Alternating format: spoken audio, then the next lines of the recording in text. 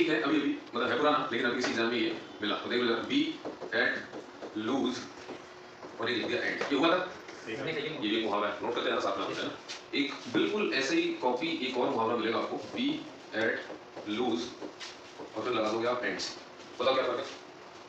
फर्क बताओ। एंड्स और एंड बिल्कुल बड़ी बात है। यहाँ पर देखो आप, यहाँ पर आखिरी में कुछ भी नहीं लगा, सिर्फ एंड लिखा हुआ है, लेकिन यहाँ पर हमने एक एक्स्ट्रा एस ला करके जोड़ दिया है।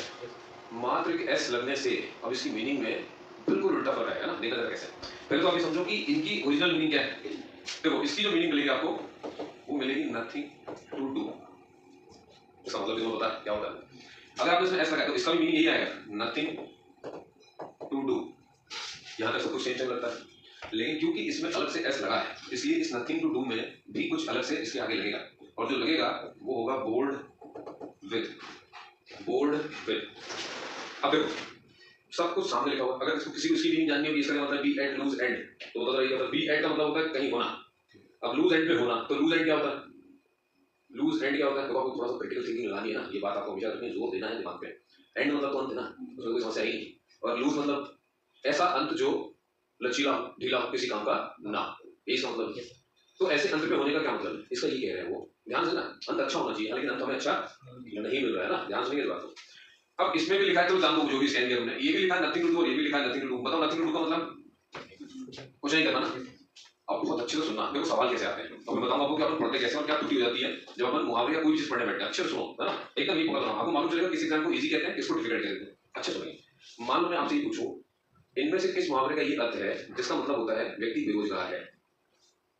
बताओ, इनमें से किस मुहावरे का ये अर्थ है कि व्यक्ति बेरोजगार है? कोई शो कैसे बता दोगे? देखो नथिंग टू डू दोनों में इतना ज्यादा परेशानी जरूरत नहीं है, लेकिन मैं आपसे ये पूछ रहा हूँ, इनमें से एक मुहावरा ऐसा है जिसका मायने ये रहता है कि व्यक्ति बेरोजगार है। बताइए कौन सा वाला होगा? ऊपर वाला नीचे वाला? ऊपर वाला। आपने चॉइस तो देखनी पड़ेगी ना भाई, ऊपर वाला सबको लग रहा है, नीचे वाला क्यों लग रहा है? बिना रीजन के तो उत्तर आप देते नहीं ना, ऐसा तो काम करते ही नहीं वैसे भी। नीचे वाला क्यों नहीं है? अब आप समझो, यहाँ पे जिसको नहीं समझना ये बात देखेंगे, नहीं लिखा कुछ नहीं करते, ठीक है। अब ध्यान सुना, तो इसको ऐसा समझो, आज मेरे पास कुछ भी नहीं था करने को, कल भी मेरे पास नहीं है कुछ करने को, परसों भी मेरे पास कुछ भी नहीं है करने को। ये ना करने को देखते देखते देखते देखते मैं, इसका मतलब क्या है? जिसके पास आज भी नहीं है, कल भी नहीं है, परसों भी नहीं है, मतलब उसके पास वाकई कोई रोजगार नहीं, कोई कार्य नहीं, ये है बेरोजगार। क्या ये है? तो नीचे वाले मुहावरे का मतलब होता है बेरोजगार होना। तो ऊपर वाला, तो ऊपर वाले में तो आ रहा है कुछ नहीं करना, लेकिन ध्यान से देखो उसमें नथिंग टू डू के आगे कुछ भी लगा नहीं। इसका मतलब क्या है? कुछ नहीं कर रहा है। मतलब ये हो सकता है एक दिन हो और ये कुछ ना कर रहा हो, बाकी दिन काम कर रहा हो, और अगर बाकी दिन कोई काम करता हो और एक दिन की छुट्टी लेता है, वीकेंड संडे, मतलब व्यक्ति रोजगार है। मतलब पढ़ा आपके तो दो मुहावरे दोनों एक जैसे दिखते हैं, लेकिन दोनों एक दूसरे के बिल्कुल उल्टे हैं। एक का मतलब रोजगार होना होता है और एक का मतलब बेरोजगार। लिखो तो ये भैया एम्प्लॉयड, ये एम्प्लॉयमेंट को दर्शा रहा है, और ये वाला बहुत बढ़िया। आप लिखने के लिए बहुत सारी मीनिंग लिख सकते हैं कि एम्प्लॉयड बट इन हॉलीडे, ऊपर वाले में इधर person is employed but in holiday. हमें समझने के लिए लिखा हुआ है ना, ये तो मैं शॉर्ट शॉर्ट में लिख देता हूं कि किसी को पता रहे। तो अब एक बात बताओ, क्या मैं कह सकता हूं कि ये दोनों मुहावरे एक दूसरे के उल्टे हैं? अरे एंटोनिम है ना, तो आप यहां पे लिख लेंगे कि ये दोनों मुहावरे एक दूसरे के उल्टे हैं। तो देखो इस तरह के सवाल ही एग्जाम को टफ बना देते हैं, हमेशा रखना है ना। आप देखिए कुछ एग्जाम ऐसे होते हैं, देखो ध्यान से, कुछ एग्जाम ऐसे होते हैं जहां पर सीधा मुहावरा लिख दिया और नीचे उसकी मीनिंग पूछी जाती है। देखा ना आपने, मीनिंग पूछ लेंगे। कई एग्जाम ऐसे होते हैं जो मीनिंग लिख देते हैं ऊपर और पूछते बताइए ये मीनिंग किस मुहावरे की है। तो ये भी तो होता है। अब मुझे बताओ जरा टफ कौन सा वाला हिस्सा पड़ेगा? मीनिंग से मुहावरे अलग अलग चुन करके मैं बताऊं उनमें से ये, या फिर मुहावरे से मीनिंग चुन करके बताऊं? मीनिंग चुनना एक बार को आसान है, लेकिन मुहावरा चुनना बड़ा ही कठिन है, क्योंकि हम बहुत सारे मुहावरे होते हैं, अगर वो सारे क्लियर नहीं है तो फिर आप चुन कुछ भी पाएंगे नहीं। पहले पढ़ा आपके ना, और याद रखिए यही होता है बस टफ होने में और इजी होने में किसी एग्जाम पे। तो कभी ये मत सोचिए कि किसी टफ एग्जाम का सिलेबस अलग हो जाता है, सिलेबस वही है, बस वो सीधे कान नहीं पढ़े कैसे पढ़ते हैं, ऐसे थोड़ा सा घुमा के पढ़ लेते हैं। सिलेबस कभी नहीं बदलता, हर चीज का सिलेबस एक ही होता है ना। बस ये टफनेस ना उनके पूछने में कहां पर उनके, अभी कोई बच्चा समझ जाएगा तो कोई एग्जाम निकाल लेगा। अगर ऐसा नहीं होता तो 21 साल के लड़के आईएएस आईपीएस थोड़ा ना बनते, बन रहे हैं ना सारे। उन्होंने समझा है कि एग्जाम को क्रैक कैसे करते हैं। मैं आपको हर क्लास में बात बोलता रहता हूँ, फिर से एक बार दोहरा देता हूँ, क्या है वो बात? हमेशा रखिए, कंटेंट मायने नहीं रखता। कंटेंट है लेकिन वो सेकेंडरी, प्राइमरी क्या है? सबसे ज्यादा प्रायोरिटी किसकी होती है इंसान की? सबसे ज्यादा प्रायोरिटी किसकी? खुद की, उसकी मानसिकता। जिस दिन तुम्हारी मानसिकता तैयार होगी कि तैयारी ऐसे होती है, ये जिस दिन तुम समझ जाओगे, तुम समझोगे कि यार कंटेंट भी हमें छाड़ना आ गया। बोले पढ़ रहा ना, ये तो सागर जैसा सिलेबस है भाई, कहाँ इसका अंत होगा? मैंने आपको बहुत बार बताया, कोई बच्चा ये सोच के पढ़ रहा है कि वो पूरा सिलेबस जिस दिन खत्म कर देगा, पूरा सिलेबस मतलब समझते हो कभी खत्म हो सकता है? ये कभी खत्म हो सकता है? किसी को लगता है? मैं आज तक पढ़ा रहा हूँ पता नहीं 12-13 सालों से, मुझे खुद को लगता है अंग्रेजी में पता नहीं कितना पढ़ने को बचा है। रोज 10 वोकैब जाती है, आप भूल नहीं गए? अरे मार्केट में रोज 10 वोकैब है ना, कोई भी ऐप खोलो फलाना ढिमकाना, सब में लगे हुए 10 ये वोकैब, बीसी वोकैबरी, तीसी वोकैबरी, चली रहा मामला पूरा उठा के। तो अगर ऐसा है तो सीधी सी बात है, कोई भी बच्चा रोज की 10 बुक तो याद कर नहीं सकता। और पीछे जो निकल गई 10-10 उनका क्या करोगे? इतने दिन जो निकल गए उनकी तो 10-10 निकल गई होगी ना, किसी को पढ़ना भी शुरू नहीं किया होगा तो उसका क्या करोगे? तो क्या हम लोग एग्जाम में निकालेंगे? सब एग्जाम निकालेंगे, लेकिन बात है कि वो पैटर्न समझ पाते हैं कि या नहीं। है समझ में? तो इसीलिए जोर दीजिए कंटेंट पर नहीं, अपनी बुद्धि पर, ऊपर, है ना। तैयारी करने से पहले तैयारी करते कैसे हैं ये पता करना सबसे जरूरी है। ओके ना। और वैसे भी आपको बता दूं, बजट तुम्हारे सामने पड़ा हुआ है ना। सरकार आपको बताती है, सरकारी नौकरी बहुत लिमिटेड है, आपको पता है ना, हर क्लास में ही पता ही होना चाहिए। बच्चा ही दिमाग में बिठा ले, सरकार उतनी सरकारी नौकरियां जनरेट नहीं कर सकती जिस मात्रा में आप बढ़ रहे हो। समझते हो, है ना। ये नामुमकिन है कि इतनी सरकारी नौकरियां बढ़ा दी जाए। कैसे बढ़ा देंगे? सरकारी नौकरियां आज भी उतनी ही है, बस तुम बढ़ रहे हो। और जब तुम बढ़ोगे तो चीजों का कटऑफ बढ़ेगा, उनका स्टेप बढ़ेगा। इसी में से एक एग्जाम होता था, आज जो मांग चल रहा है, प्री भी उछल दिया, मेन भी उछल दिया, इंटरव्यू करना पड़ेगा ना आपको। फिर कुछ समय के बाद आप सुनेंगे धीरे धीरे कि भाई 10वीं का जिसका 70% मिनिमम होगा वही फॉर्म आ सकता है। अरे कैसे छाटूंगा मैं उन बच्चों को? इतनी भीड़ को पेपर देने के लिए अगर बुला लूंगा तो कैसे मैनेज करूंगा इन सबको? मालूम है आपको, वर्ष के लिए नियम आएंगे धीरे धीरे, जिसके परसेंट 10वीं में ज्यादा होंगे उसको हम फॉर्म भरने देंगे। 10 से 70 क्यों, 70 क्यों? आज हर दूसरे बच्चे के पास 80 और 90% पड़े हुए हैं। मालूम है आपको, 80-90 एकदम हलवा और भाजी बना दिया लोगों ने, पता नहीं कैसे कैसे उठा उठा करके लेके चले आ रहे हैं, पर सबके पास लगभग 80-90 है। तो मान लो भाई इतनी जनसंख्या के पास 80-90 है, तो फिर क्राइटेरिया कहां सेट करना पड़ेगा? 60-55, 3 division, 3rd division, 2nd division, या फिर फर्स्ट डिवीजन, वो भी 70% लाना पड़ेगा। समझ पा रहे हो? इसलिए मैं आपसे कहता हूं, जितना आप वेट करेंगे एक साल में, नियम उतने बदल जाएंगे, भीड़ उतनी बढ़ जाएगी, आपका कंपटीशन बढ़ जाएगा। समझे? दिन ब दिन जैसे जैसे बीते, आपकी मेहनत बहुत बढ़नी चाहिए, कम नहीं होनी चाहिए, वरना तुम गए बैकवर्ड में, पीछे चलते चले जाओगे। आ रहा है कि नहीं आ रहा है? इसको ध्यान रखो जो मैं कह रहा हूं। चलो, तो दो मुहावरे आपके सामने रखे हुए हैं ना, ये बताने की कोशिश करिए माध्यम से। अब हम देखो बुक की समस्या क्या होती है। जब आप बुक पढ़ोगे ना, ऐसे पीछे का पन्ना पलटाओगे तो लास्ट के पन्नों पे लिखा मिलेगा आपको मुहावरे। कहां मिलते हैं? ज्यादातर अंग्रेजी के किताबों में लास्ट में रखे होते हैं, हिंदी में भी, गलत में भी। आपने पहला पन्ना उठाया, जैसे मुहावरा मिला, ये मिला मुहावरा मुझे, अब मैं क्या पढ़ रहा हूं, ध्यान देना कहां दिक्कत आती है, मैं बता रहा हूं दिक्कत ध्यान से, अच्छे सुनो, ये बहुत बारीक बात है, ये समझना आपके लिए बहुत जरूरी है। मैंने पन्ना उठाया, ध्यान देना, मैंने पन्ना उठाया, मैंने पढ़ना शुरू किया, मुझे मिला एक मुहावरा, इसका नाम है ऊपर वाले का बी एट लूज एट। और उस किताब की दिक्कत देखो, उस किताब की यही सबसे बड़ी दिक्कत है ना। तो मेरे पास समझ देखो किताब छात्रों को पहले बता दूं, इसलिए बस चुपचाप मुझे मिल को पढ़ देना, बहुत अच्छे अच्छे मान टीचरों ने लिखी है। अब 3-4 पन्ने पढ़ते जाएंगे धीरे से, 60 फिर कहीं धीरे से नीचे मिलेगा बी एट लूज एंड्स। क्या मिलेगा? जैसे अभी जैसे टीचर जो भी पढ़ा है, ये टीचर का काम क्या होता है कि दिखा एक जैसा, इनको इकट्ठा कर बच्चों को समझ लिया है। तो ये मैंने किया अभी आपके सामने किताब में, जब आप खुद से पढ़ने जाएंगे तो बिल्कुल 2-2 4-4 पन्ने के गैप में बहुत अच्छे सोचो, एकदम प्रैक्टिकल है। तो इसका समस्या क्या है? समस्या ये है, जब मैंने इसको ऊपर पढ़ा बी एट लूज एंड, तो मालूम है उसकी मीनिंग पढ़ ली, नथिंग टू डू पढ़ ली। ध्यान सुना, तुमने 4-5 पन्ने के बाद फिर से बी एट लूज एंड्स मिला, तो वो एस को इग्नोर मार दोगे। क्या सोचोगे? ये तो पहले जैसे ही है, इसको दूर करना। और तुमको इस बात को, तुम्हारी सोच को पुख्ता करने के लिए उसकी मीनिंग तुमने पढ़ी, तो उसमें भी क्या लिखा मिल रहा है तुमको? Nothing to. तुम आगे वाला बोर्ड भी इग्नोर कर दोगे। तुम ये मान के चलोगे कि दोनों मुहावरे में नथिंग टू तो आता है, जब आएगा तो देख लेंगे, जब आया तो देख नहीं पाए। एक का मतलब रोजगार है और एक का मतलब एकदम उल्टा। क्या समझ आई तैयारी की दिक्कत? यही सबसे बड़ी दिक्कत, मेंटालिटी है ये। बच्चा मेंटालिटी से ही अपने आप को आगे पीछे कर देते हैं, कोई उन्हें नहीं कर रहा आगे पीछे। आप अकेले बैठे हो और आप अपने मन से बात करना शुरू करोगे, बोले भाई जैसा है, नथिंग टू दोनों में दिखता है, एक जैसा ही होगा। जब भी आएगा तो मीनिंग लगा लेंगे, और अभी आप पढ़ोगे क्या मीनिंग है? एक है रोजगार और अगला है ये उल्टे हैं। एक लेटर आखिरी में लगा हुआ, पूरा मुहावरे की मीनिंग बदल दी इसमें। आया? तो जब आप अकेले पढ़ो, इनका विशेष ध्यान रखो, यहाँ छोटे छोटे लेटर भी मायने रखते हैं। तो जो बच्चे सिलेक्शन देते हैं वो इस बारीकी को देखते हैं, वो ऐसा नहीं करते कि यार एक जैसा कुछ भी नहीं है ना। या ये जो जब भी सोच आ जाए ना दूसरे लोग देखकर एक नहीं देखो, तो उसमें अलग से क्यों लिखा है उसने वो चीजें, पहले पढ़ रहा है वो अलग होगा तभी लिखा होगा। क्या जो भी एक और मुहावरा देखो आपको समझ में आता होगा, क्या बता दूं? एक बंदे में एक मुहावरा है, ज्यादा हो गया। तो एक मुहावरा है आपका, to set at NAUGHT nought. ये गलत दिख रहा है ना?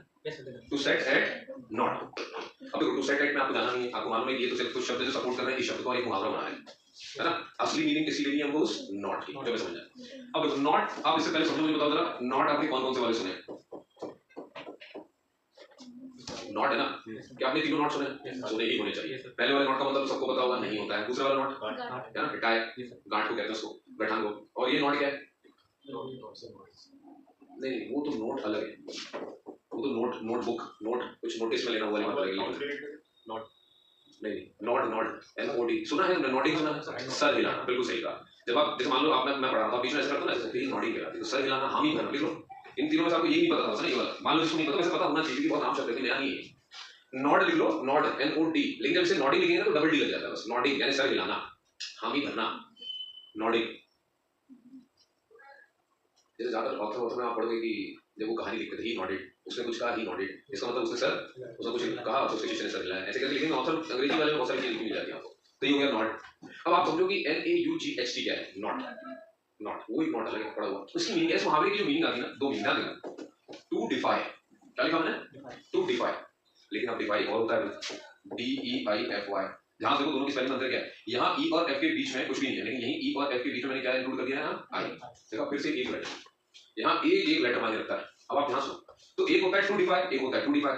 अभी दोनों जैसे पढ़ने में आ रहे हैं, और जब भी दो शब्द तरीके से साउंड करते हैं पढ़ने के बाद, उन्हें अपन कहते हैं होमोफोन्स। क्या बोलते हैं उन्हें? होमोफोन्स। होमोनिम्स भी कहते हैं, होमोफोन्स भी कहते हैं, दोनों कह सकते हो। होमोफोन्स का मतलब क्या होता है? दो शब्द आते हैं होमोफोन्स में, ध्यान सुनो, होमो और फोन्स। होमो मतलब एक जैसा, सेम, और फोन का मतलब क्या होता है? साउंड। एक जैसी आवाज आने वाले शब्दों की कैटेगरी को क्या नाम दिया है? होमोफोन्स। होमो आपने नया नहीं सुना, ये पहले भी आप सुन चुके हैं। आप जब 9th या 10th में पढ़ते हो तो आप दो तरह के सॉल्यूशन पढ़ते हैं, हेटेरोजेनियस सॉल्यूशन, होमोजेनियस सॉल्यूशन। पढ़ा है आपने किसी ने? तो उसमें बताया क्या था? होमोजेनियस सॉल्यूशन मतलब कुछ भी बोल दो और बोलने के बाद पता ना चले कौन क्या कहां है, जैसे नींबू पानी, शक्कर पानी, नमक पानी। तो ये सब किसमें आते हैं? होमोजेनियस सॉल्यूशन होता है। हेटेरोजेनियस सॉल्यूशन क्या होता है? जैसे सब्जी आपकी सब अलग अलग दिख रहा है, जीरा तक दिख जाता है बराबर, तो उसे क्या बोलते हैं?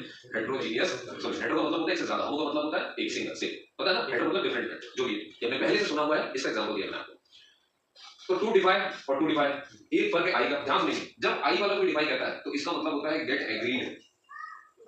गेट एग्रीड यानी किसी से सहमत हो जाना, लेकिन तुमने उसमें से आई हटाया तो इसका मतलब हो जाएगा डिसएग्रीड। क्या मतलब हो जाएगा इसका? टू गेट डिसएग्रीड, यानी कि आसान भाषा में आई वाला डिफाई मतलब सहमत होना, आई हटा देने वाला डिफाई मतलब सहमत नहीं होना। देखा फिर से दूसरे के उल्टे, लेकिन एक जैसे, है ना? एक लेटर बार बार आपको चिता रहा हूं, इस क्लास से ये सीख करके जाइए कि यहाँ कोई भी चीज यूं ही लिखी नहीं है, ऊपर नीचे करने की पूरी नहीं, इसलिए डिफाई नहीं जैसे नहीं होते। देख लो इसको, तो डी ई एफ वाई और D E I F Y, तो ये टू गेट डिसएग्रीड और ये है गेट एग्रीड। सहमत आप हिंदी में लिखा था ना, उससे और आनंद हो जाता पढ़ने में, मजा आता चीजों को। हिंदी में पक्का लिखा करो, ध्यान से नहीं लिखा था। हालांकि ये लैंग्वेज ऐसी है जिसको हिंदी से कुछ लेना देना नहीं है, इंग्लिश इंग्लिश नहीं पढ़ना चाहिए, ये आप अच्छे समझें, लेकिन ठीक है, समझने के हिसाब से आप जहां लगता है वहां लिख सकते हो, कुछ नहीं। अब हमें जानना है सर कि टू सेट एट नॉट का इन दोनों में से मतलब कौन सा है ना? तो याद रखेंगे इसमें से ये वाला डिफाई है, इसका आंसर ये वाला नहीं। होते दोनों है, ये दोनों अपनी अपनी जगह पर हैं, लेकिन इस मुहावरे का अर्थ सिर्फ क्या होता है? टू डिफाई यानी शो डिसएग्रीमेंट। इस पूरे मतलब क्या है इसका? टू सेट एट नॉट मतलब टू शो डिसएग्रीमेंट, असहमति प्रस्तुत करना, है ना? असहमति प्रस्तुत करना, लिखते जाएंगे। टू शो डिसएग्रीमेंट, दोनों भाषाओं में बोल रहा हूं, टू शो डिसएग्रीमेंट, और इसी डिसएग्रीमेंट को हम टू डिफाई कहते हैं। तो ये इसका आंसर हो गया, ये इसका आंसर नहीं है ना? ये इसका आंसर नहीं है। यहाँ से नॉट नॉट नॉट और भी बहुत सारे शब्द देखे आपने, देखा आपने? बहुत बढ़िया, यहाँ तक कोई समस्या नहीं। अब अगला एक मुहावरा देखो, पढ़ा दो। अगला मुहावरा है आपका फाइट शाय ऑफ। ये मुहावरा है। अब मुझे बात हो, ऐसे कोई शब्द लिखें जो आप नहीं जानते हो, तो शाय का मतलब जानते हैं, ऐसा बोलना भी नहीं, हमने शाय को तो सब जानते हो। फाइट का मतलब वो तो हमेशा से लड़ते हैं, जिंदगी भर से लड़ते ही ऑफ जाने थोड़ी देर के लिए। आप ध्यान दो, पहला शब्द है फाइट, जिसका मतलब छाती चौड़ी करके सामने जाना, लेकिन अगला शब्द क्या है? ये तो दबा कुचला, बिल्कुल शर्म आ रही है उसको, नहीं देखा? वहां पे ध्यान दिया, दो शब्द हैं, दोनों अलग नेचर का और एक साथ चिपका दिया। इसका मतलब कहना क्या चाहता है? एक तरफ कह रहा है छाती चौड़ के स्वागत कर रहा हूं, अलग अलग से वाली बात, अगले में शर्माए जा रहा है। तो ये मुहावरा कैसा बना हुआ है? मुहावरे के सरकार नहीं होती, मैं आपको बताऊं, ये सोचे कि ऐसा हो सकता है, नहीं हो सकता, कि मुहावरा है ना? मुहावरे में कोई ग्रामर आपको पढ़ाई जा रही है, ये अच्छे समझेंगे। मुहावरों का आपको मालूम हुआ, एक बड़ी कहावत चलती है, जहां ना पहुंचे रवि वहां पहुंचे रवि। समझते हैं? सूरज की रोशनी कहां नहीं पहुंच सकती? आपके शरीर के भीतर पहुंच सकती है? नहीं पहुंच सकती। मन पर पहुंच जाती है कवि की सोच, मन तो दिखता ही नहीं, तो सूरज की रोशनी से पड़ती कैसी होगी? इसलिए कह रहे हैं जहां ना पहुंचे रवि वहां पहुंचे कवि। शानदार है, बहुत सही सोच समझ के लिखा उसने ना। सूरज की रोशनी जहां जहां नहीं पहुंचेगी कवि अपनी सोच वहां पहुंचा देते हैं। आपके दिल पे पहुंच जाते हैं, दिल पे लिख देते हैं, भावनाओं पे लिख देते हैं, भावनाएं नजर आती हैं, जो चीज नजर नहीं आती है रोशनी उसमें पड़ती होगी, नहीं पड़ती, लेकिन कभी वहां पहुंच, इसीलिए जहां ना पहुंचे रवि वहां पहुंचे। बहुत अच्छे बच्चों, ठीक। अब ये जानना है, तो ये मैंने ये बताया आपको कि इनका सर पर कुछ भी होता नहीं है। तो फाइट शाय ऑफ क्या करेंगे इसका? ये दो शब्द अलग अलग नेचर के कैसे एक साथ चिपका दिए उन्होंने? इसका मतलब ये है कि लड़ाई तो हो रही है, शायद अगला वर्ड लिखने का मतलब है कि सामने वाला शाय हो रहा है, ये शर्माना नहीं है। यहाँ पर शर्माने का मतलब है कि वो बचने की कोशिश कर रहा है। आसान भाषा में to avoid the fight, to avoid the, यानी लड़ाई में लड़ना चाहता नहीं हूं मैं, उसको अवॉइड करने वाला हूं। तो जब भी आप फाइट को अवॉइड करते हैं तो कौन सा मुहावरा बैठेगा आप पे? Fight shy of. फाइट से शाय कर रहा है, मतलब ऐसा नहीं कि कायर है, बस लड़ना नहीं चाहता। समझ में आएगा? तो लिख लो avoidance to fight, show avoidance to fight, show avoidance to fight, show avoidance to fight, show avoidance to fight, है ना? तो फाइट से बचना। अभी देखो इसका ही उल्टा मुहावरा, बड़ा प्यारा मुहावरा है, इसका ठीक उल्टा बनता है। हरे पेंसिल लिखो उसको, टू थ्रो डाउन दी गॉन्टलेट्स। ये ठीक इसका उल्टा है। अब इस मुहावरे में किसी को नासा साइंस लगाने की जरूरत नहीं है, क्योंकि सब आसान आसान से लिखी है। क्योंकि ध्यान से थ्रो डाउन का मतलब क्या होता है? थ्रो फेंकना, डाउन नीचे, नीचे फेंक दिया। अब जो फेंका जा रहा है वो यहाँ लिखा हुआ है, ठीक है आप दी गाउंटलेट्स, है ना? अब गाउंटलेट्स क्या होते हैं? ये ग्लव्स होते हैं। ग्लव्स भी कौन से वाले? आयरन के ग्लव्स, और किसी के हो सकते हैं, ये आयरन ग्लव्स है। अब आयरन ग्लव्स कौन पहनता था? हम सब जानते हैं, राजपूत राजा पहनते थे, है ना? चाइनीज योद्धा पहनते थे, मंगोलिया के चंगेज खान, ये सब के सभी पहनते थे। क्यों पहनते थे? तलवारें इनकी बहुत बड़ी बड़ी भारी भारी, जब एक दूसरे लड़ रहे हो तलवार से तलवार खिसल करके तुम्हारी उंगली और हाथ तक आ सकते हैं, मालूम है ना? एक खट्टे से अलग हो जाएगा, इसलिए लोहे की पहननी पड़ेगी हाथ में आपको एक ग्लव्स। इससे कटे पटे और आप लड़ते रहो लंबे समय तक। महाराण प्रताप की कोई शिवाजी की मूवी, किसी की मूवी देखो या किसी की प्रतिमा देखो, आपको तलवार की अलग से दिखेगा, यहाँ पे ग्लव्स बनाए गए हैं ना, वही है वो गाउंटलेट्स। तो वो लोहे के होते थे, आपके जैसे नहीं, वो बाइक वाले। सुन लो मेरी बात, वो वाले नहीं, ठंड से नहीं बचा रहे अपने आप को, मेरा ये तो उनकी जनसंख्या जो कायर हो गई धीरे से, वो नहीं थे कायर, ये आपको पहले बता दूं। लेकिन है डीएनए आपके अंदर वही, हम सब वही डीएनए होंगे ना, और क्या वही हमारे पूर्वज है, लेकिन आपने सब कायर होंगे। क्या उसमें नहीं जाएंगे, हमने तो समाज को बड़ा झटका लग सकता है इस बात से, उस पर बात करना बड़ा खतरनाक हो जाता है। और तुम तो जानते ही हो मुझे, तो वो रुकेगी नहीं, पूरी सीढ़ी चलती चली जाएगी, मामला नहीं होगा, पूरी सोसाइटी घड़ी कर देंगे तो मतलब क्या हो जाएगा। इसे थोड़ी देर रहने देते हैं, अभी बात अभी यहाँ समाप्त हो गया ना। तो जो गाउंटलेट्स का जिसे हम कहते हैं लोहे की ग्लव्स, मालूम है आपको उसको, ये तो आज का जमाना है, अगर मालूम किसी ने लड़ना है तो उसको बोले कि चल माँ का दूध पिया तो आसान है। पहले ऐसे बोलते थे ना, अभी ऐसे ही बोलते ना, पहले ऐसे नहीं बोलते थे। पहले योद्धा योद्धा का सम्मान करते थे, जैसे मान लो तुम सब योद्धा हो, मैं भी योद्धा हूँ, अब मुझे लड़ना है तो मैं अपने ग्लव्स उतारूंगा और तुम्हारे सामने आकर कैसे फेंक दूंगा या रख दूंगा। इसका मतलब क्या है, सम्मान पूर्वक आपको चैलेंज दे रहा हूँ कि आओ लड़ लो मेरे से। नहीं समझा मेरी बात, सम्मान पूर्वक हो गया, वही लिखा हुआ है टू थ्रो डाउन दी। तो अपने गाउंटलेट जो है यानी जो आयरन ग्लव्स हैं उसके सामने फेंक दीजिए जिसको आपको चैलेंज देना है। तो यहाँ पर मैं क्या कर रहा हूँ, फाइट से बच रहा हूँ या फाइट के लिए आह्वान कर रहा हूँ, ये तो बुला रहा हूँ कि आओ लड़ लो। तुम एक बात बहुत अच्छे से गौर करो, जिस मुहावरे में फाइट आया उसमें फाइट नहीं कर रहे, उसमें लिखा है, उसमें शब्द लिखा है फाइट, इसी में लेकिन फाइट नहीं कर रहा, जिसमें फाइट का कोई नाम नहीं है उसमें तुम फाइट करो। देखा मुहावरे की खूबसूरती ऐसे, ये क्या सिखा रहा हूं आपको, इस क्लास में सीखते जाएंगे कि मुहावरे को पढ़ते कैसे। यहाँ पर ना जो अलग अलग मुहावरे अलग अलग मीनिंग है, कोई एक साथ जवाब रखोगे ये ऐसे ही याद रहते हैं, पर बच्चे ऐसे घुटने में मजा लेते हैं, जब तक वो हिल लेंगे 10 बार 100 बार दिन में, तब तक उनको कुछ पढ़ाई में ऐसा मन में आता है। तो ऐसा तो नहीं करना है, समझ गए बेटा। देखो इसमें क्या कहोगे, to challenge someone, to challenge someone, to fight, to fight for fight, है ना। तो लड़ाई के लिए किसी को चैलेंज करना कहलाता है टू थ्रो डाउन दी गाउंटलेट्स, लेकिन सम्मान पूर्वक है ना, विद ऑनर लिख सकते हो वहां पे, विद ऑनर। और फाइट चाहे आपने देखी है, बढ़िया ना, मजेदार, बहुत मजेदार ही मुहावरे याद भी जाते हैं, ज्यादा जोर नहीं देना पड़ता है। एक आध बार आपने ऐसे पढ़ लिया जिसमें पढ़ाया हुआ था, बहुत सारी मुहावरे हैं, सारे मैं आपको कराऊंगा, टेंशन बिल्कुल मत लो। बच्ची को क्या है ना, वो क्या थोड़ी बहुत मैंने कराई है, लेकिन और भी कराएंगे बाद में, लेकिन आप अपने एंड पे कुछ ना कुछ करते रहे उसमें, है ना। ऐसा मत सोचिए कि जिस दिन सर आएंगे उस दिन करवाएंगे, उस दिन पढ़ेंगे, उस दिन उद्धार होगा हमारा, ऐसा कुछ नहीं होगा, आपको पहले से काम करने हैं सारे। चलिए पढ़ा आगे, है ना। बिना नीचे देखे कोई शोर, मैंने कितने मुहावरे बोले, पहला मुहावरा किसको याद है, आके दिखा दे, नीचे देखो कॉपी पे, पढ़ाना नहीं पढ़ने, to be at loose end, ये कितने मुहावरे होते हैं ऐसे, दो। कौन कौन से, सर आखिरी में एस लगा दिया, और मीनिंग में कौन सा बेरोजगार, कौन सा रोजगार, जिसमें एस है वो, जिसमें एस है वो बेरोजगार, बोल्ड विद लिखा है, और जिसमें नहीं है वो रोजगार नहीं, उसमें भी कुछ नहीं करना है, लेकिन सिर्फ एक दिन की छुट्टी पे बंदा, बाकी काम कर रहा होता है। अगला मुहावरा होता है, क्या लिखा, टू सेट एट नॉट, है ना। यहाँ पर स्पेलिंग क्या है नॉट की, NAUGHT, और इसके मुहावरे के मैंने क्या लिखा, हमने टू डिफाई। अब डिफाई भी दो तरह का होता है, बिजली पढ़ा हमने, एक होता है DEFY और एक होता है E और F के बीच में I लगा, अरे हो ना। तो I वाला डिफाई क्या होता है, ये एग्री कर रहे हो आप, किसी से सहमत हो जाने वाले को हम I वाला डिफाई कहते हैं, और ऊपर वाला डिसएग्रीमेंट होता है ना, किसी से आप सहमत नहीं होंगे तब होगा ये। कोई समस्या आता है, बहुत बढ़िया। फिर इसके बाद अपने दो मुहावरे और पढ़े, दो में दूसरे उल्टे करके यहाँ पर, एक तो फाइट चाहे में फाइट आता है, लेकिन फाइट में शायद हो रहा है, लड़ना नहीं चाह रहा है, अरे मैंने पढ़ा ना, लड़ना नहीं चाह रहा है, तो इसे कहते हैं अवॉइडेंस। लेकिन जो लड़ना चाहे इसे क्या कहते हैं, थ्रो डाउन दी गाउंटलेट्स। आगे ना, देखो यार कितना सारे क्या पढ़ा लें। अगला देखो आगे भाई, अगला लिखो आप, एक बड़ा फेमस है एकिलीज हील, ये शायद आपने सुना हो किसी ने, थोड़ी बहुत अंग्रेजी किसी ने पढ़ी, थोड़ी बहुत भी तो याद आता है, मतलब थोड़ी बहुत भी नहीं, कोई बात नहीं। एकिलीज हील, एकिलीज हील, है ना। एकिलीज की स्पेलिंग हो सकता है थोड़ी सी गलत है, क्योंकि वो किसी बंदे का नाम है ना, तो वो आप चेक कर सकते हो, उसमें कोई परेशानी नहीं है। अपने सबसे देखते रहो, घर जाके स्पेलिंग जरूर सही कर लिया करो ना, क्योंकि हो सकता है मुझे पढ़ाते पढ़ाते में E A गलत हो सकता है। तो एकिलीज हील, अब देखो हील क्या है, ये जो हील लिखा है आपने एक बार हील सुना होगा, दोनों फर्क बताओ। हाँ सही है, हील होना मतलब बिल्कुल ठीक होना, उसको लिखो पहले तो एक वाला मतलब हील होता है ठीक होना, है ना। रिकवरी कहते हैं उसको, है ना, बड़े अच्छी शब्द निकलेंगे तो आप रिकवरी करेंगे आपसे, तो रिकवरी होना, रिकवर्ड होना, हील होना, ठीक है बराबर लगी।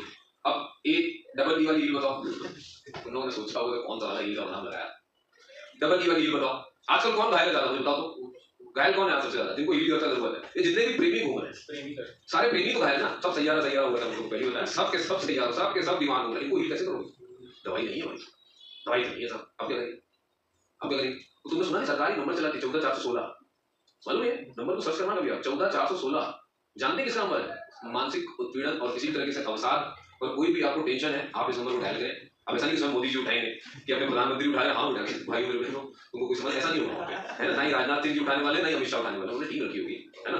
अब ये बड़ी दिक्कत है कि मान लो वो खुद ही प्रेम प्रसंग में पड़े और खुद ही सोचो तुम्हारा फोन कोई ऐसा व्यक्ति उठाने इसका भी दिल टूटा, उसका भी दिल टूट सकता है ना। ये कहां लिखा है कि जो हमारे सो कॉल्ड साइकियाट्रिस्ट उनका दिल नहीं टूट सकता, मान लो उसका टूटा और तुमने उसको फोन मिला दिया, क्या हो गया, मतलब अच्छा नहीं लगा, क्यों अच्छा नहीं लगा, वो मुझे छोड़ के चली गई, इसमें चली गई और चला गया दोनों लगा दिया, है ना। ये तो लोग एक ही टक्का देते रहते हैं, तो अभी क्या करना है, तो मैं क्या कर सकता हूँ बताऊँ, मैं आपकी कैसी सेवा करूँ, हाथ पे दबाऊँ आपके, कुछ करूँ मैं ऐसा?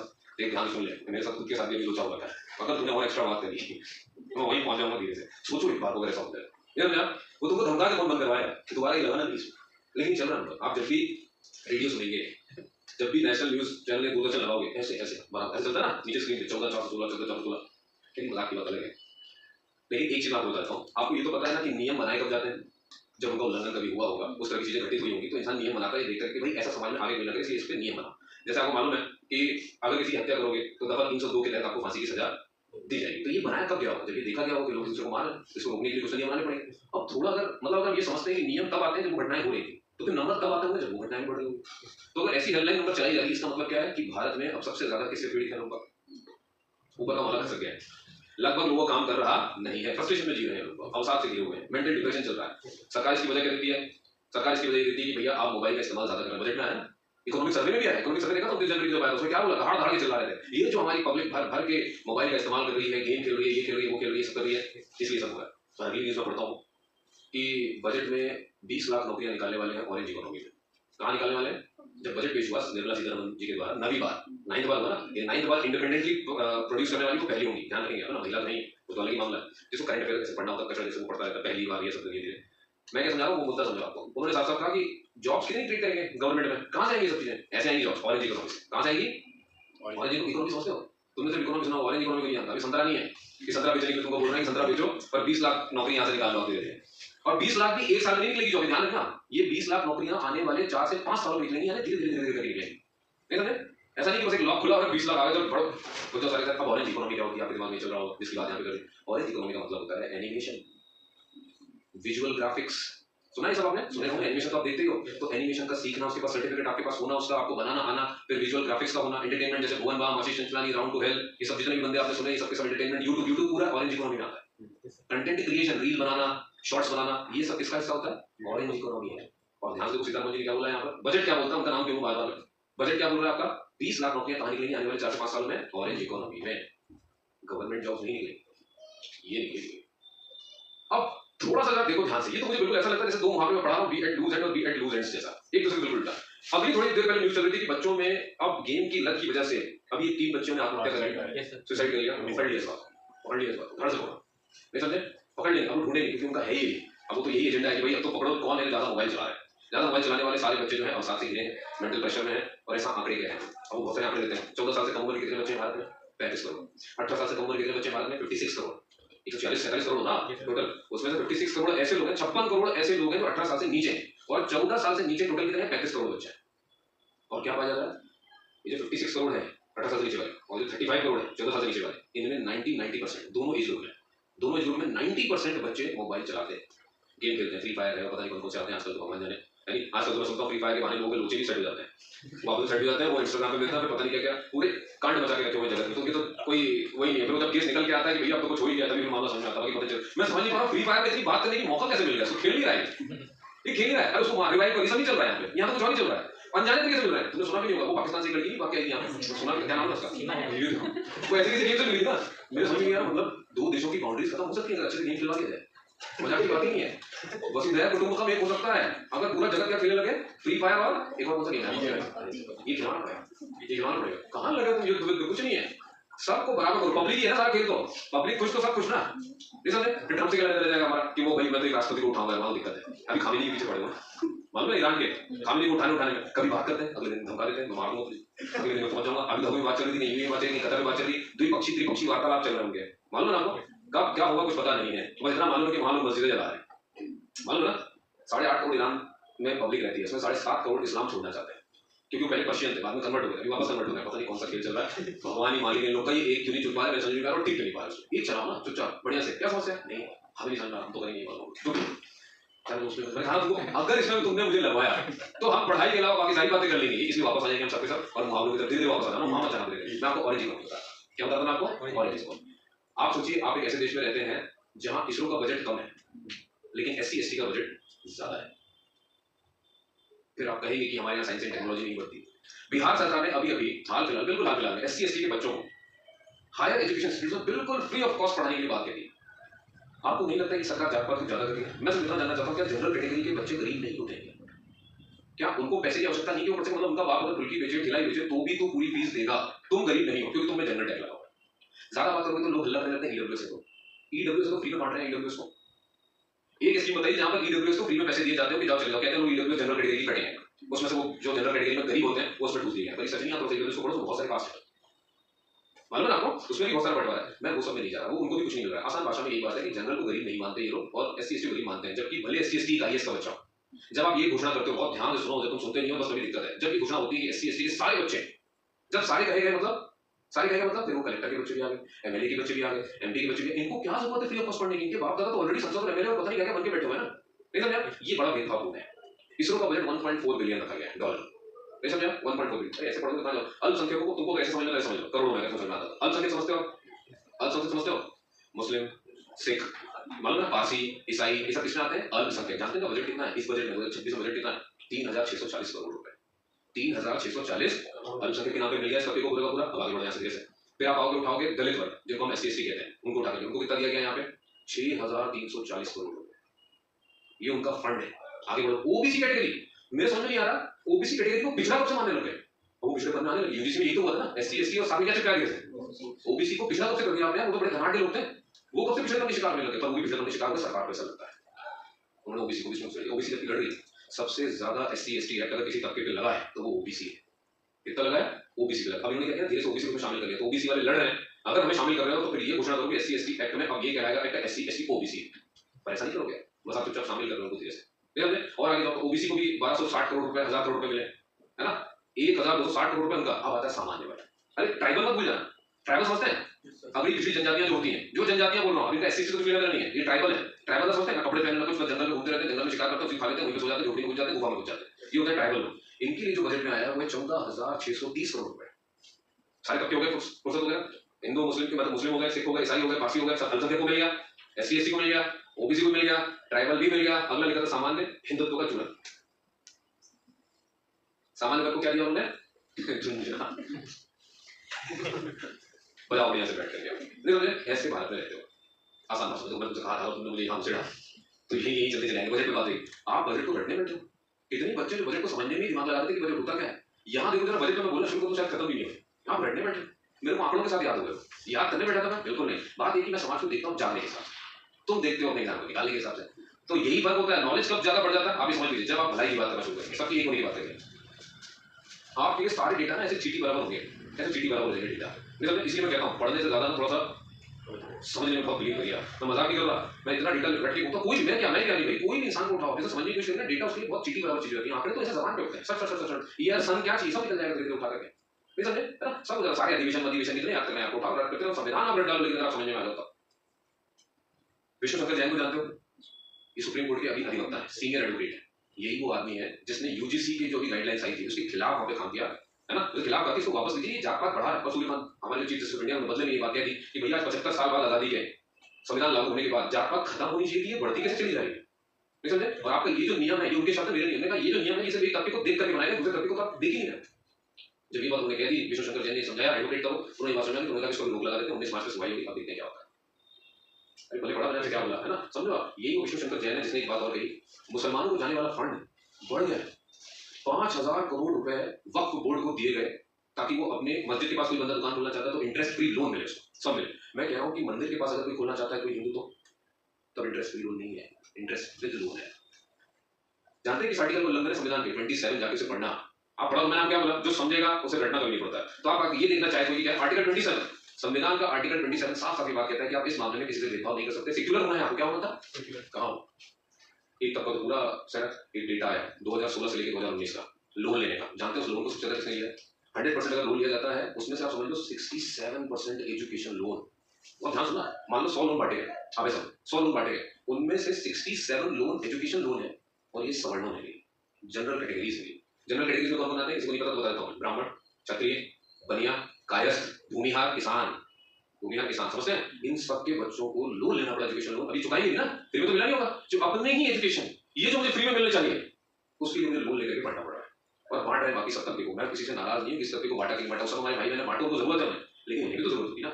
बटाई किस आधार पर होनी चाहिए? कास्ट के आधार पर या तरीके के आधार पर? कास्ट प्रमाण पत्र मिलना चाहिए, जाति प्रमाण पत्र, या मिलना चाहिए गरीबी प्रमाण पत्र। गरीबी प्रमाण पत्र बांटिए, हर तबके के हर गरीब व्यक्ति को उठाओ ना, क्यों नहीं उठा रहे वहां जाके, लेकिन हमें तो राजनीतिक रोटियां सेकनी है, बाकी है सब। समझ रहे हो आपकी बात? 1.4 बिलियन डॉलर, अब बिलियन डॉलर में बिलियन डॉलर बात करता हूं, आपसे जीरो जवाब देना। 1.4 बिलियन डॉलर इसरो का बजट है। किसका है? देखो तो 2 डेटा देखो, इसका देखो ध्यान से। 2014 और 2026 दोनों की बात करो, अच्छे सुनना। आप जानते हैं 2014 में इसरो का बजट था 1.1 बिलियन डॉलर। कितना था? 1.1। ऐसे तो 1.1 ज्यादा में आया। 2026 आते आते आते इन्हें किया 1.4। पहले कितना था? 1.1। अभी कितना हुआ? 1.4। एसटीएसटी फंड देखना ध्यान से। 2014 में 11 point something billion dollar, 11 point. 2026 में जानते हैं कितना है? जिसमें आपको 1000 करोड़ बताया था, अगर आप 11 से इसको काउंट करोगे तो ये पहुंचेगा 35 बिलियन डॉलर। इसरो का सिर्फ 0.3 बढ़ा है।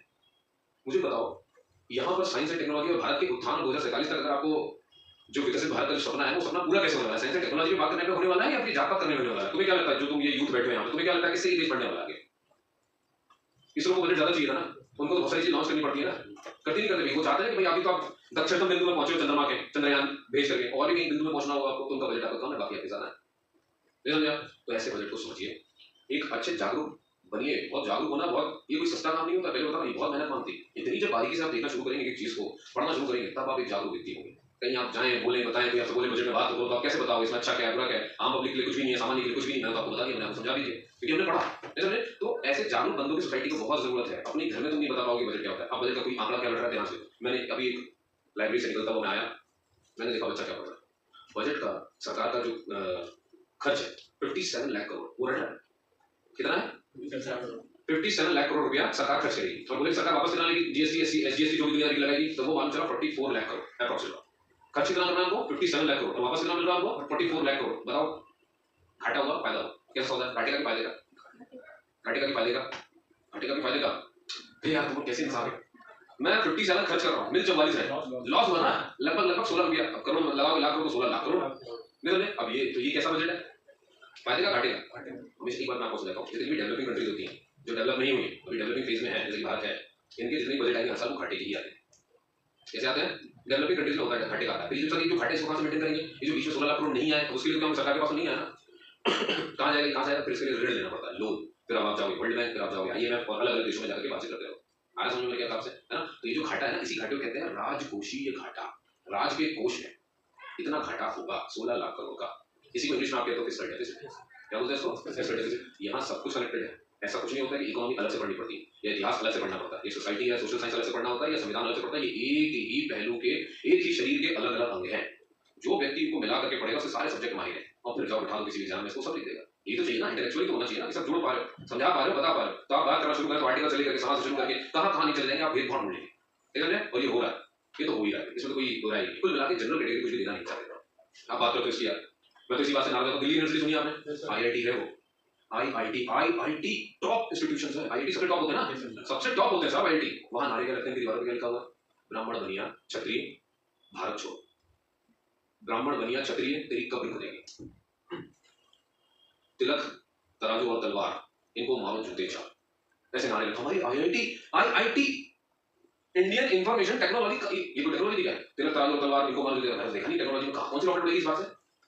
कौन सा प्रक्षेपण होगा? सीधे प्लूटो ग्रह जो ग्रह नहीं माना जाता, वहां जाकर हम खोज करके चले आएंगे। मुझे IIT में इस तरह के नारे डालते हैं, यही बच्चों को पढ़ा रहे हैं, यही वहां के बच्चे पढ़ रहे हैं और सीख रहे हैं। जिन्होंने JEE का पेपर दिया, आज वो हाय हाय मचा रहे हैं एक जाति के खिलाफ। इतने में नहीं रुके, इन 3 नालों के बाद नहीं रुके कि कब्र खुदेगी, कि इनको मारो जूते चार, इस पे नहीं रुके। उन्होंने सुअर को लिया, सुअर को जनेऊ पहनाया और दौड़ा दिया। जनेऊ मैंने भी पहना है। ये तो घोर अपमान है।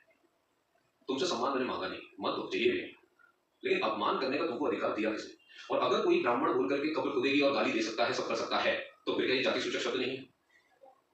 क्या ये जाति बोलकर गाली नहीं दी जा रही है? और अगर जाति बोलकर किसी को गाली देना मतलब इंटेंशनली जब देना होता है तो उसको SC ST लगता है। अगर किसी SC ST को गाली दी जानबूझ करके, तो फिर ब्राह्मण को जब गाली दी जाती है तो क्या वो जाति नहीं मानी जाती है? या क्षत्रिय को जाति नहीं माना जाता है इस देश में? या फिर ब्राह्मण को क्षत्रिय, या किसी को भी, कायस्थ को या भूमिहार, ये जातियां नहीं। जब आप इनको लिख करके बाकायदा दीवार पे लिखा है लाल कलर से बड़े बड़े में, जो तुमसे कह रहा हूं, गूगल करो जाकर के खुद चेक करो, तुम्हें लगे कि मैं तो सब गलत बता रहा हूं। चेक करो जाकर, सुअर को जनेऊ पहनाया और दौड़ा दिया, तिलक लगा करके। तो शादी में तिलक लगाया, सर जनेऊ पहनते हैं, जनेऊ संस्कार होता है, 16 संस्कार में एक संस्कार है हमारा। तो अगर और वो भारत छोड़ो वाली बात है तो बहुत दिक्कत की बात है नहीं, हम लड़ेंगे तो है नहीं, कुछ बोलेंगे है नहीं, सीधी सी बात है, हमारे भाई बहन कोई बात नहीं है, आज भटक गए कोई समस्या नहीं है। लेकिन अगर ज्यादा पंगा हो तो कोई दिक्कत नहीं, भारत छोड़ेंगे, छोड़ेंगे नहीं। भारत जहां मिलेगा नहीं मान और सम्मान, इसके लिए भी लड़ना पड़ जाए। फीस हमने आपसे छूट मांगी, कोई छूट नहीं मांगी, समझने की फीस 570 हो, व्यापम की हो या कोई भी हो, तुमको जितनी फीस मन में आती है तुम रखते हो, समझ देता है बेचारा, चाहे गरीब हो चाहे जो भी, वो देता है पूरी 100% फीस कॉलेज की पे करता है। एक भी रुपया छूटता हो मुझे बताओ जरा किसी का, अगर समझ में बैठा है किसी का नहीं छूटता। समझने की बात क्या है, बाकी भाई बहन जानते हैं, बाकी बच्चे मेरे जानेंगे जो एससी ओबीसी से आते हैं कि बाकी इनको कोई छूट नहीं, फिर गाली भी तुम अलग से दे दो और समझा दो। माना कि कभी 5000 साल पहले ब्राह्मणों ने कुछ अत्याचार किए होंगे किसी गलती पर, आज तो 77 साल हो गए ना आजाद हुए, संविधान रक्षा कर रहा है ना आपकी, कर रहा है ना। कहां निकल के आ गया कि एक ब्राह्मण मंदिर में घुसने से किसी को रोक रहा है, कहां निकल गया? अब भी कहां 77 साल से अब तो अब किस लिए हाय हाय? और अगर ऐसी बात है तो ये आरक्षण तुम्हें संविधान ने दिया और सरकार की रक्षा करती है, तो सरकार हाय हाय लगाओ ना, जो नहीं कर पाई संरक्षण को उठा करके। अभी कहां है ब्राह्मण दुनिया को? तो सबसे नीचे सबसे ज्यादा शोषित वर्ग आज के जमाने में ब्राह्मण है, क्षत्रिय है, कायस्थ है, भूमिहार है और बनिया है, इनका ही शोषण सबसे ज्यादा हो रहा है।